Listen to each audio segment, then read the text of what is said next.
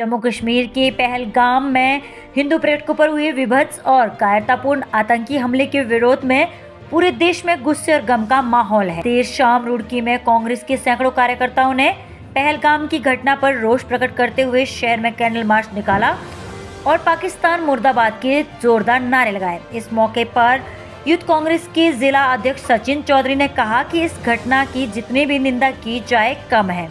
पहलगाम की घटना को लेकर भारत सरकार को पाकिस्तान को करारा जवाब देना होगा। उन्होंने कहा कि केंद्र सरकार के खुफिया विभाग को भी इस घटना की भनक तक नहीं लग पाई।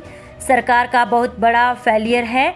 वहीं कांग्रेस प्रदेश सचिव सुधीर शांडिल्य ने कहा कि सरकार जम्मू कश्मीर के पर्यटकों को सुरक्षा देने में फेल साबित हुई है। सरकार को इस घटना को गंभीरता से लेते हुए अभियान पाकिस्तान के खिलाफ सख्त कार्रवाई करनी चाहिए।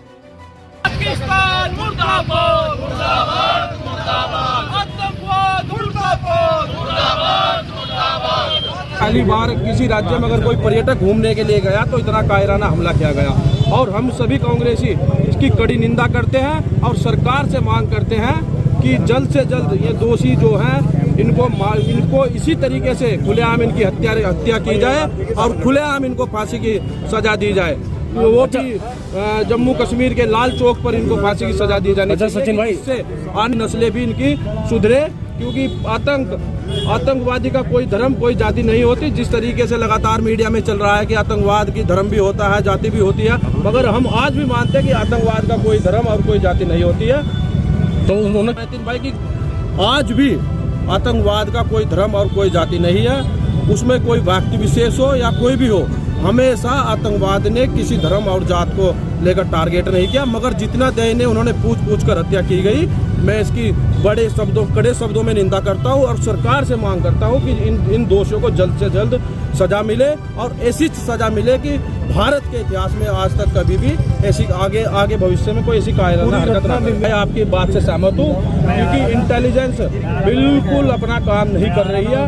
इतना बड़ा सरकार के पास में अगर कोई इनपुट होता है, बिल्कुल इंटेलिजेंस बिल्कुल फेलियर है। और दूसरी चीज ये भी है कि सरकार, आप जम्मू कश्मीर में धारा 370 भी हटाते हो, सारे काम करते हो, मगर जिस तरीके से वहाँ के हमारी केंद्र की सरकार ने बड़ा पर्यटन स्थल वो माना जाता है, टूरिस्ट वहाँ पर घूमने जा रहे हैं। अगर हमारे उत्तराखंड में भी कोई टूरिस्ट घूमने आता है, जैसे कि यात्रा चलेगी, तो उनको भी सुरक्षा मुहैया कराई जाती है। क्या इतने बड़े हिल स्टेशन पर सरकार को सुरक्षा व्यवस्था ठीक ढंग से करनी चाहिए थी?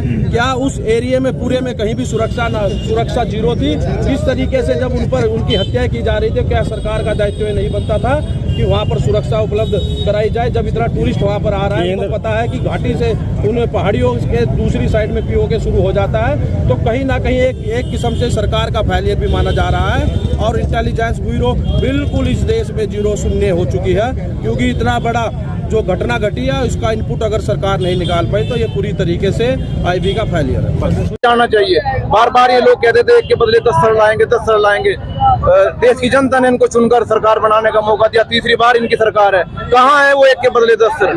जब देश पर विपत्ति आती है, प्रधानमंत्री मोदी कभी जंगल में घूमने चले जाते हैं और कभी चले जाते हैं सऊदी अरब। आज देश पर विपत्ति है, मैं कहता हूँ कि प्रधानमंत्री जी पूरा देश आपके साथ है, आप बदला लें। हमारे जो निर्दोष लोग वहां गए हुए थे घूमने पूरे देश से, उनको मार दिया गया और प्रधानमंत्री जी अभी निंदा ही कर रहे हैं। 44 सैनिकों को पुलवामा वहां मार दिया गया था, वो RDX कहां से आज तक उसकी कोई चिंता नहीं है, उसकी कोई जांच नहीं हो रही है। लोग कह रहे हैं कि जी देश सुरक्षित हाथों में, बताइए देश सुरक्षित हाथों में कहाँ है? हमारे सैनिक मारे जा रहे हैं, हमारे निर्दोष नागरिक मारे जा रहे हैं, केंद्र सरकार की विफलता है। चलो।